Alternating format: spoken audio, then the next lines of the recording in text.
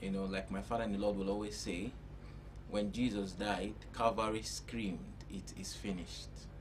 The challenges are gone. Jesus paid the price, and it doesn't matter what it is today. Like I'll always tell my friends, no human being on earth today is suffering because of his sins. Jesus paid for it. So why you see the challenges you see in the world today is, number one, ignorance. A lot of people have not come to accept that sacrifice he paid on the cross. Why you may say, but there are some born again Christians as you see suffering and doing all that. Then number two is now obedience. Being able to obey the word, walk in the word, and do what God has asked you to do so you can get the required results. You see, because life functions with principles. And if you break a principle, whether spiritual, whether physical, you will enjoy the consequences. So, don't forget, this is still The Mechanic. My name is Franklin Wilson on your favorite station, the Life Center Network, your gateway to possibilities. And like I will always tell you, I believe one thing, that life is like a vehicle. You see, it doesn't matter how powerful the vehicle is. If you don't obey the rules of engagement of that vehicle will be useless to you. A vehicle that should be a blessing to you can kill you in the instant if you don't know how to drive. So that's how life is. So if you don't understand how to manage your life, the beautiful life that God has given to you may end up become something that you'll be so bitter about. I'll be blaming everybody around you, not knowing that you are the one that you've not come to understand how to run things. So today we're going to be talking about something, a very, very important aspect of life that a lot of us neglect, especially young people. You know, this program is an offshoot of the Under 40 of Gateway International Church. The Under 40 is actually a group of people where Papa will always let us know that before you get to be 40, you should be able to come to that point where you are a leader in life, in every area of life, when it comes to relationship-wise, your career, your walk with God. You should have come to that place of stability in life where your generation will know you for something. So today I'm going to be looking at decisions and choices. You know, are they the same thing? Are they different? Even if they are different, now how will understanding what decision is and how to make them, and what making a choice is and how to make a choice, how will it help my destiny move forward? How will it help my life become better? So my father in the Lord said something. I'm going to be starting with the quotes, you know, from my father in the Lord, Pastor George. You know, he said the destiny we talk about is not an imposition but an invitation. Whenever you hear people talk about destiny, you know, if you are from the Igbo speaking part of Nigeria, there's what we call Akaraka. You see, they make us believe that whatever will be, will be. If God has ordained that I'm going to be great, I will be great. Nothing can change it. My pastor said it's not true. Now that thing you call destiny, oh, you know, that thing you have in your mind that you say, I will definitely end up this way. No, it's not true. Because you see, when God gives you a destiny, of a truth, God has a plan for every one person on the face of the earth. Now, I wanted to understand, I didn't say for every one person that is born again. No, for every one person that is born into the world. For the fact that you were born means that there is a purpose. There's a reason why you came. Because everyone that is on earth today came because your need, the need for you existed first. It is the need for you that brought you. Think about it for a moment. Some of you, you've got some things in the house. You've got a shoe, you've got a wristwatch, you've got some things in the house. Is there anything you have that you didn't need first before you went to market to get it? Check. There's nothing you have today. You needed that thing first. The need for that thing came first before you went to buy it. Check. Just look at it for a moment.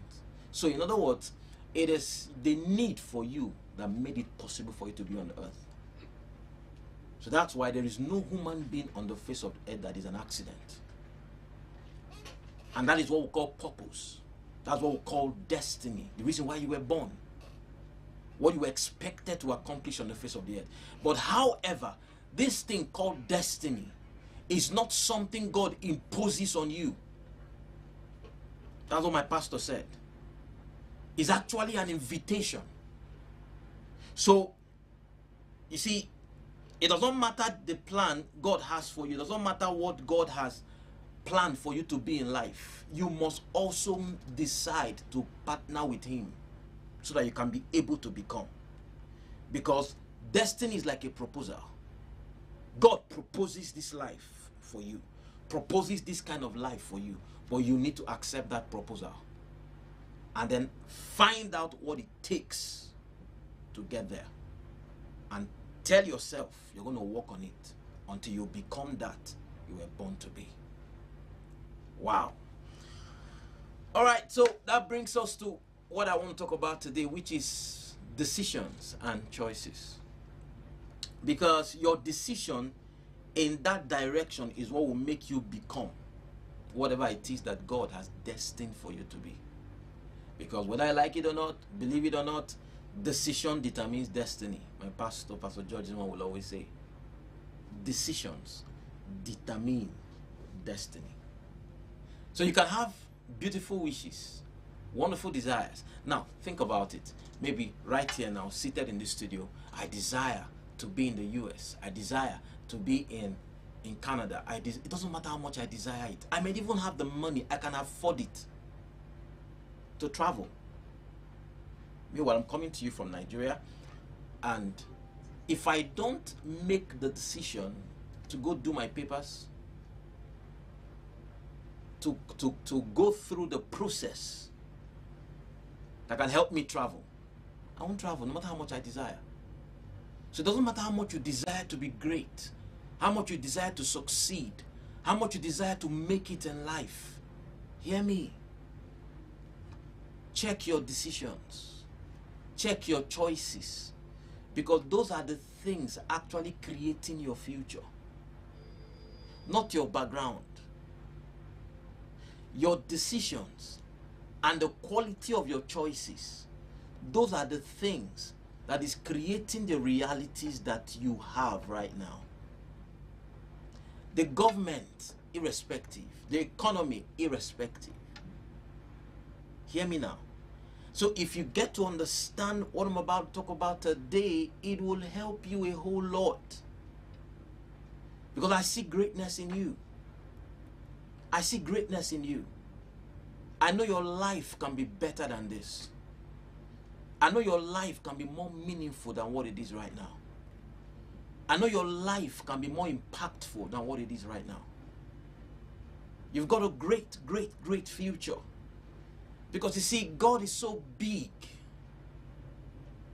Now, think about the God that can make the whole world. Have you ever traveled by sea before? When you're on top water and you can look around you left and right, you can see the vastness, the beauty of nature. Have you ever traveled by air before?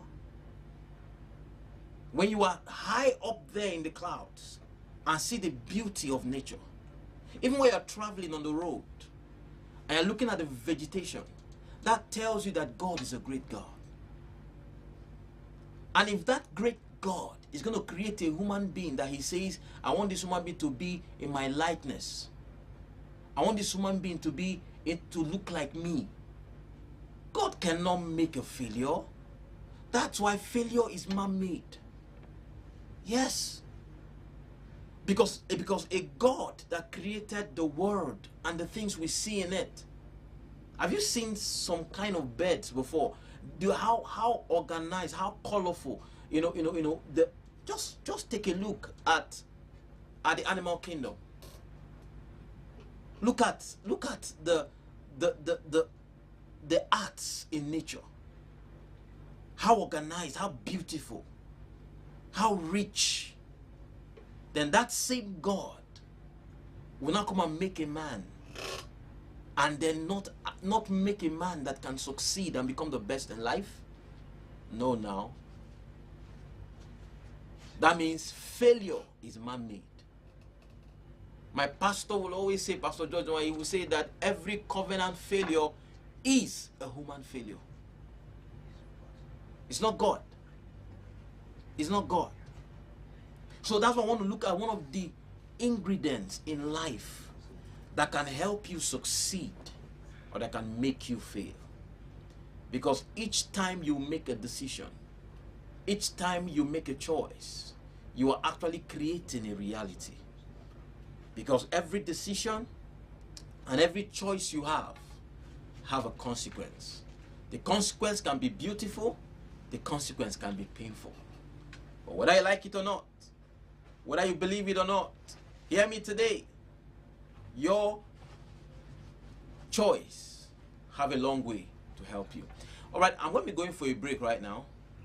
And when I come back, we'll continue. But don't forget, this is still the mechanic on your favorite on the Life Center Network. I'll be back.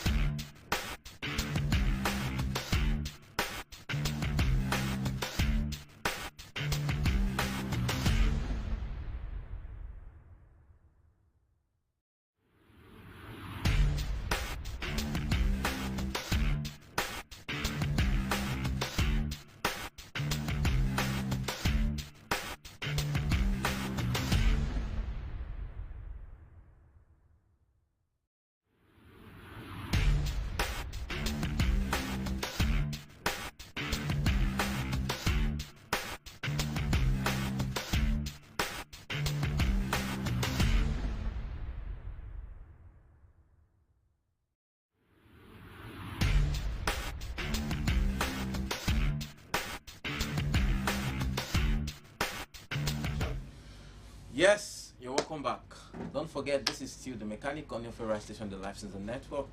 And I want you to know one thing, it's always wonderful connecting to this program, because this is where we help you remain relevant and also running. A lot of persons are so relevant, but then their life, their personal lives, it's a mess. On the outside, people are celebrating them, clapping for them. We have a lot of celebrities that people are celebrating. People are celebrating them, clapping for them, but their personal lives is in a mess, and that's not what we want. We want to raise a generation where you are a blessing to your world, and then when you come back home, you've got no skeleton in your cupboard. And I believe it's possible. That's why we are here. That's why the mechanic is to help you remain relevant and what? Run well. Okay, like I was saying before I went on the break, don't forget we are looking at decisions and choices. And I brought you to a point where I let you know that your decision is what determines your destiny. The quality of your decision, the quality of your choice is what's creating your realities. You are where you are today because of your decisions. You are where you are today because of your choices. Now, you may want to blame it on anything. You are free. It's still your decision. So you see, the best part now is to really understand how these things work, so you can be able to take advantage of it and help yourself move forward. Okay, let's look at some definitions. Decision making, may be described as the process of selecting a course of action from several alternatives so that desired result may be accomplished. And when we talk about you making a decision, it's like you selecting a course of action from several alternatives. I want you to observe that, so that desired result may be accomplished. That means the purpose of decision making is to direct human behavior and commitment towards a future goal. That means the purpose of decision making is to direct, number one, human behavior and commitment to be able to achieve a future goal. That means every decision you make, or rather, let's put it this way, every vision you have, every goal you have that does not change how you behave, that does not bring out commitment from you, is not about to come to pass. So decision making now helps you direct your behavior and helps you create the right commitment that will help you achieve that goal. So what's a decision? Is a conclusion or a resolution reached after several considerations. Okay, for instance, let's say you want to go to school, for instance. Now you now sit down and you're thinking of which course am I going to read in school. Now, after several resolutions, after rigmaroling, this course, that course, blah blah blah, at the end of the day, you will now come to what? A conclusion. Okay, I'm going to read so and so course. Then at the end of the day, now you're not going to think about the school. And then finally, you have considered, and then finally you now come to a conclusion. You will now come to a resolution and say, okay, after my consideration, that means there are different options before you. So if we are to now bring it between this deciding and then making a choice, now the question now is there a difference between these two, or are they the same thing? I'm going somewhere, just follow me. I'm going somewhere. Now, you see, does it matter if there's a difference between decision and choice? Yes, it matters, because understanding the difference will help you. Now, the line between what constitutes a decision versus a choice may be slight. Now, let's get back to the dictionary. Let's look at the two words. Just follow me today. I just want to help you. Just follow me. Decision. Now, according to dictionary, it says the act of or need for making up one's mind. So now, you see, it's trying to help us right now. So when you're deciding, it's like you trying to make up your mind. Then choice, it says the right, power, or opportunity to choose. The right, power, or opportunity to choose. Now, for instance, now let me use school for instance. Now somebody is seated and the person is thinking, do I go to school? Do I not go to school? Do I school in there? Okay, now he's now decided. Okay, finally he now makes up his mind to go to school. Now the moment he has made up his mind to go to school, that's when choice comes into play. I get it now. Now making up his mind to go to school now leaves him with a choice of the course to read, the school to go. But if he never made up his mind to go to school, he will never have the opportunity to choose which school and which course. So you can now understand that a whole lot of us have not even really made up our minds on what we want to do in life. So, and that's why you are having the wrong choices. Okay, let's dive deeper into this thing. I wrote down something for you here. I said, when you dive in deeper, the origins of the two words are interesting. Decision and choice. Now, decision comes from cutting off, while choice comes from to perceive. That is, taking the origin and the definitions together, we may gain some clarity. Don't mind me, this thing helped me. I had to do a study on this because I wanted to help myself get through certain confusions in my life. And I felt like today, okay, I'm going to share with you. So just follow me, be patient with me. I'm going somewhere. So now, based on looking at the origin of the two words, decision and choice, I now came to this point.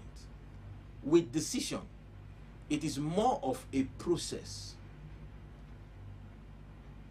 Orientation, meaning we are going through analysis and steps to eliminate options.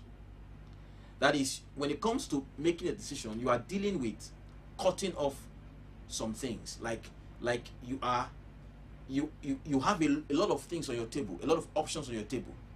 So now you are trying to eliminate some things, and then you are trying to, how will I put it now, more like you are analyzing and trying to eliminate things. But now with choice, it is more of a mindset approach. Meaning we have a perception of what the right or wrong choice may be. Now, let me get you understand this now. What do I use? Okay, let's say when it comes to, this is a young person growing up, and here he is now. He's trying to decide a career. You don't choose a career, you decide a career. You decide the quality of life you're going to live. That's why we talked about you making up your mind. Now you are analyzing, you are looking at yourself, you're looking at the way your family is, you're looking at the competition around you, you're looking at your needs, you're looking at, and you're like, okay, I'm going to be great. You are deciding to be a person of impact. You are deciding to be someone that your generation will celebrate. Let's assume you are, let's say you're a comedian, or you are in any industry already. Now you've decided to be in that industry, and then you also decide that, okay, I'm going to be the best in this industry. Now you see, until you make up your mind to succeed, you won't be able to have, you can't be able to come to that point now where you can be able to now perceive, okay, now I want to be a success. Choosing from this or this, will it make me a successful person? You see, because when it has to do with your choice talks about mindset. Your choice has to do with, it's not about the things placed before you to choose from. It's about your own perspective about life. And it is your decisions about life, about whatever it is, that gives you either a healthy mindset or an unhealthy mindset. Let me give you an illustration again. When I was growing up, my mom sat me down one day, you know, something happened then. I was the leader of a particular fellowship called FECA, Federal Ex-Student Christian Association. I was their president at the time. And I think that day was my birthday. And a lot of my fellowship people came to the house. Male, female. And you know how dramatic our female folks can be. You know, oh, president, so we'll come and hug you, so we'll come, they want to. And all that. My mother was just somewhere watching.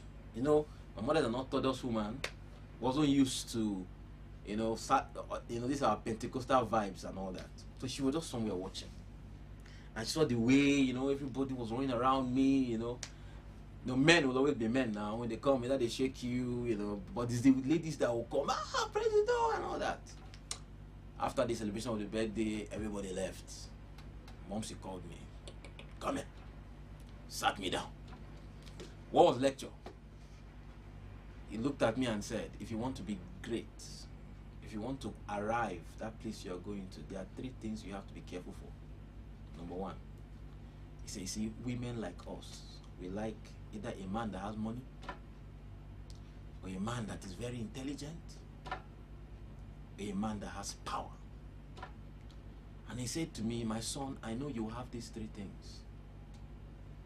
And if you will be able to last, make up your mind not to do anything with a woman sexually until you marry. My mom, she was not born again, no. But she said to me, if you can be able to make that decision and keep to it, nothing will be able to stop you. Now, I left my mom that day and I thought about it. At that time, I didn't know I was going to be a pastor. So at that time, I had a passion to be a teacher. I love to teach. even in class. So I wanted to be a lecturer. I wanted to get to one day have my PhD, lecture at the highest level. That was my decision. You know, so sorry, that was my desire then as a little boy, because I felt like as a lecturer I'm going to have opportunity to reach out to a lot of young people and just be a blessing to them. That was my desire. So when I sat down thinking about it, and I said, if I'm going to be a lecturer, that means I'm going to have access to a lot of girls. I'm going to have access to a lot of people. So if I start now to start sleeping around, that means as a lecturer, I'll mess myself up. Because there will be a lot of girls that will be at my mercy, that will be ready to say, yes sir, just so that they can have a good mark. No, I wasn't thinking of being a pastor that I am today. I was only just thinking in that line of being a lecturer. Because I want to be able to get to that point where I won't be disrespected by any student, and I'll be able to raise the right students and not compromise. That was how I made a decision then as a young boy, that I was not going to have a girlfriend until it's time to marry. You know, it was like joke. But watch this now. Watch this now. Remember, I had a lot of options.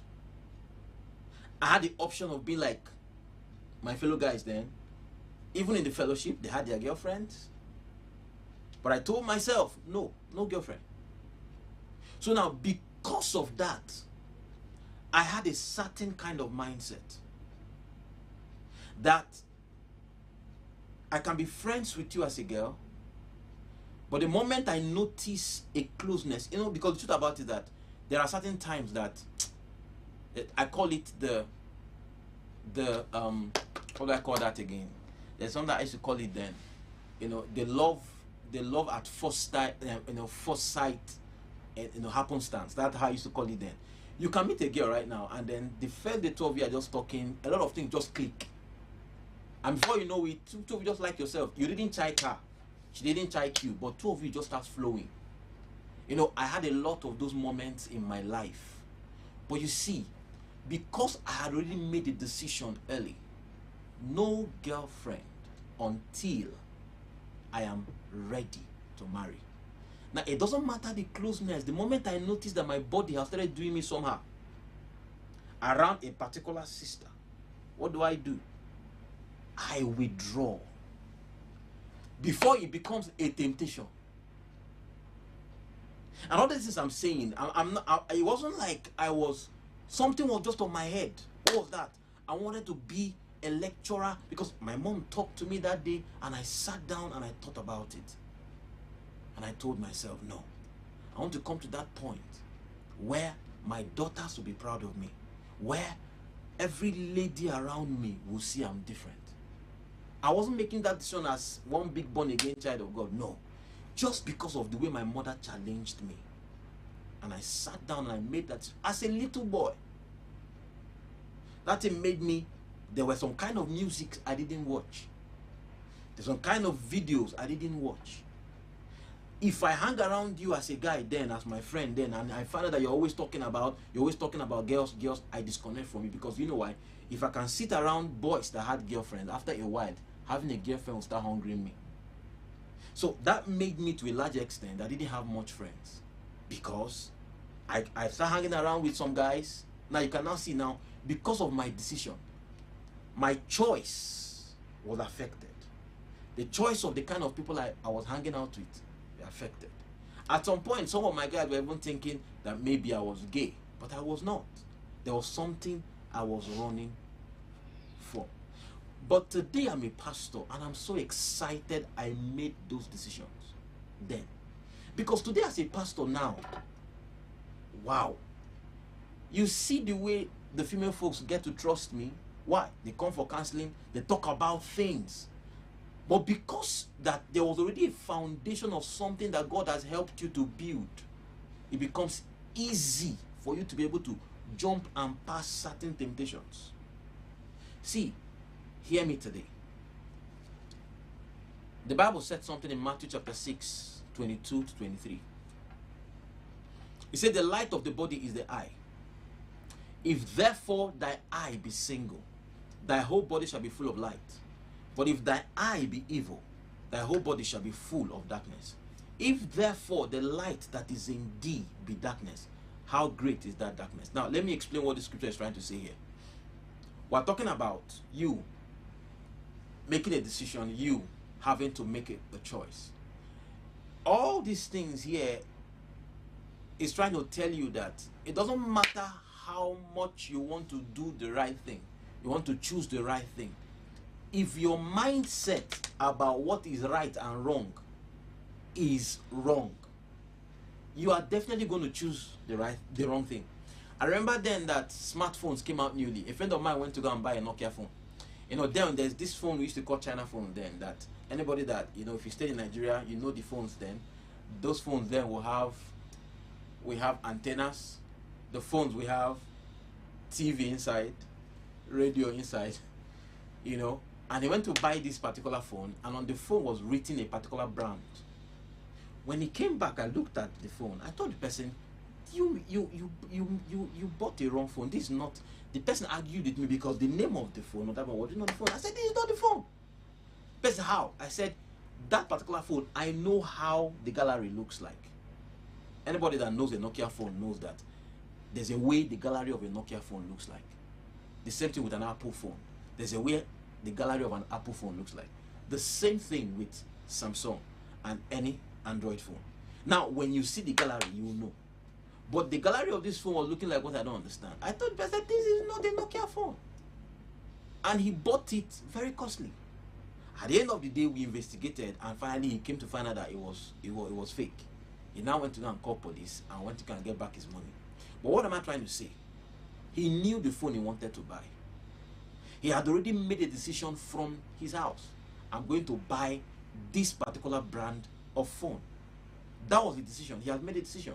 But you see now, when it came to choice now, because he didn't have the right information on how to actually know how a Nokia phone looks like, what happened? His choice was wrong.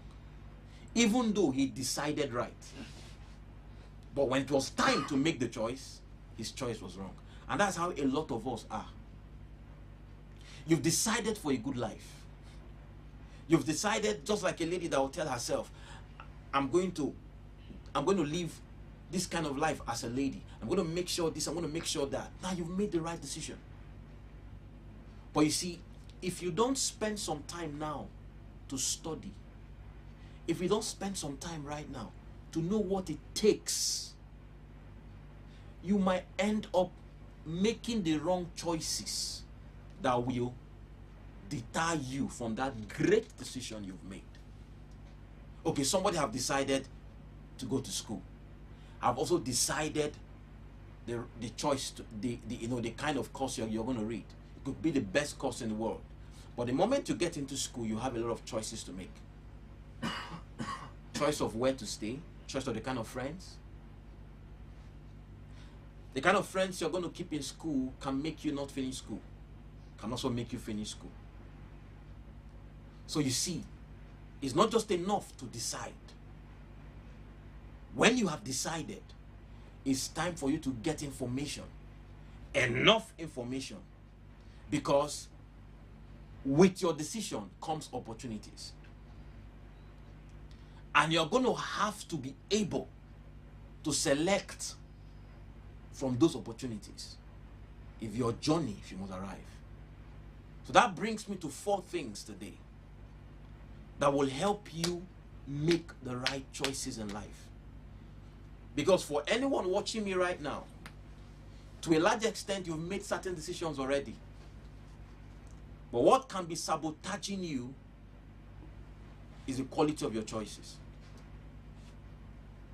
So how can you improve on your choices? Number 1, you have to have what we call mentors. We always downplay this a lot. But there are people that have gone through that road you've decided to go through. There are people that have done that thing you've decided to do. A lot of persons today that are into business, they've decided to do business. Wonderful decision to do business. But if you don't understand how that business runs, you're going to make bad business choices that may drown your capital or help you multiply your capital. That's why you need mentors. Mentors are not actually there to help you decide.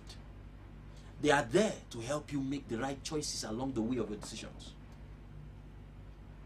Because a mentor knows, okay, you've decided to, just like my mother helped me.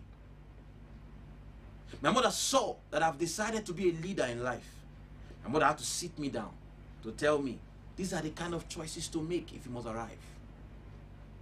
Even though, yes, I can't say I was perfect all through, but to a large extent.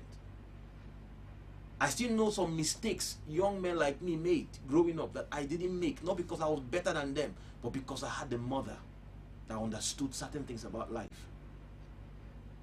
And she was able to help me.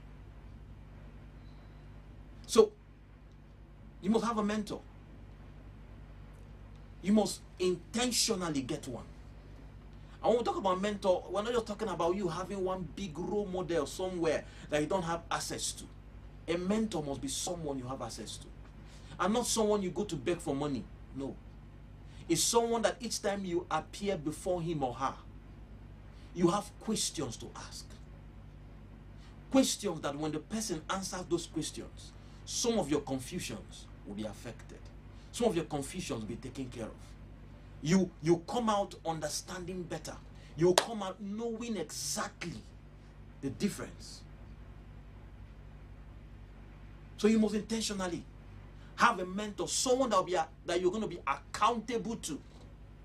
Someone that can say, don't move, and you don't move. Sit down there and you sit down there. Don't do that and you don't do it. And it's not just anybody you feel like. No, it has to be someone who can actually do that for you. So it is something you're going to be deliberate about, intentional about. You must have a mentor. For some of you, your mentor can be your pastor. Yes. And I say this to people that your mentor may not also be your pastor. It could just be that businessman. It could just be that lawyer. It could be that doctor. But the truth is, you must be able to know where you're going, and then you're able to know who can be able to take you. And that's something my pastor, Pastor George Zuma, will always tell us. He will say, when it comes to mentorship, mentorship is like coaching. And he asked us a question. The coaches, that coached Ronaldo, that coached Messi, how many of them won the Ballon d'Or? None of them. They didn't win the Ballon d'Or, but they were able to coach these two people to win the Ballon d'Or. So your mentor must not really be one, in quotes, very successful person. But your mentor should be someone who understands the rule of the game. Who understands the rule of the game. So your mentor must be someone who understands where you're going. That path you've decided to take. So by the time you come with questions, he can be able to give you relevant answers that you can walk out from there and put to work. Now, after having a mentor, you must intentionally expose your mind to information. You must learn to read books. You must learn to read. Yes, you must expose yourself. Now, that my friend that went to go and buy that particular phone, if my friend was someone who was given to information, he would have known. Me, how did I know? I got to know because I was exposed a little. I got to mix up with certain persons that helped me know how to know this particular and that particular one. The same thing with you. Make up your mind. Get to read books. Work on information that has to do with the area you are going to. What is that thing you want to do? What is that area you've decided to get into? How many videos have you watched in that light? How many books have you read in that direction? What have you given into to develop yourself? Because if you don't expose yourself, you can't do better. That's the truth. Because you have to expose your mind. Your mind needs to be exposed to be able to know what to do. Because in the multitude of what exposure, you are now able to, decide, okay, this is wrong, this is right, okay, this is what to, this is what not to do. I told you 4 things. Then the third one, and which is very important, you must have the right friends around you. You must learn how to connect. You must learn how to build friends. Because most times there are things you can't do for yourself that friends will help you do. There are places you can't reach that a friend may know someone that knows someone that will help you get there. And then secondly, your association matters a lot. Because to a large extent, your association determines how far you go. That's why the Bible said, a companion of fools shall be destroyed. He that walks with the wise shall become wise. But a companion of fools shall be destroyed. He that walks with the wise shall become wise. The people around you right now, are they people that when you talk about where you're going, they challenge you to get there? If all your friends are always talking about is how to catch fun, how to have fun, how to have fun, how to have fun, you will end up looking like a clown later. If all that matters to them is pleasure, how to catch fun, they can never sit down to talk about how they can achieve. They can never, challenge you to do better. They are not friends. Go look for friends. The Bible said, iron sharpening iron, so a man's countenance is made brighter by his friends. That means one of the criteria for friendship is that this person makes me better. This person adds to me. Doesn't subtract from me. This person adds to me. When it comes to your passion for God, when it comes to the skill, the things you do, whenever this person shows up, something is added. Something is pushed into you to become a better person. And then the last one is your fellowship with the Holy Spirit. Is getting to know God. Because you can have the first 3.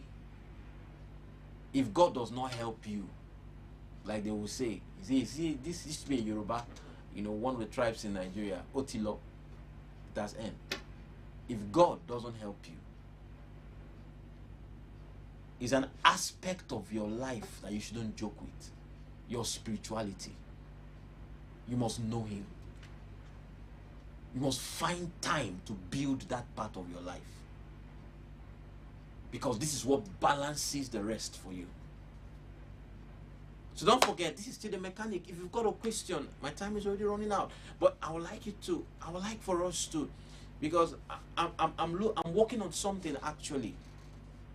Because God is putting in my heart to start more like a mentorship, or I don't know what to call it, but it's like a group of people where we just gather. It doesn't matter where you're coming from. We'll gather online, definitely. It must not be a physical meeting. We just have a group on WhatsApp, have a group on Telegram, where we just talk, discuss. You can ask your questions. It's more like a mentorship. It's more like I don't know how to explain it, but I would like you to connect with me. Let's grow together. Let's challenge each other. Where we read books, we study the Bible together. We challenge each other to become better. I want you, if you're interested, you can reach out to me on 0702 5000 950, or you can send a text, you can send a chat, or you can go straight on Facebook, the mechanic on Facebook. You can inbox me, and let's meet, let's talk. And I believe that together we'll be able to get there. But one thing I know is that 2024 for you, you will know the ministry of the shepherd. You will not miss out this year. You won't be confused this year. You will know the ministry of the shepherd. You will. in the name of Jesus Christ. So until I come your way again, this is still the mechanic on your favorite station on the Live Center Network, and my name is Franklin Wilson, and I'm your regular host. And I would like us to see you again next week, Thursday, 2 p.m. That's the time, and let's do it again. If you've got any question, you can send it in, and I'll be willing to answer you. So until I come your way again, next week, 2 p.m. For now, 8. Bye-bye.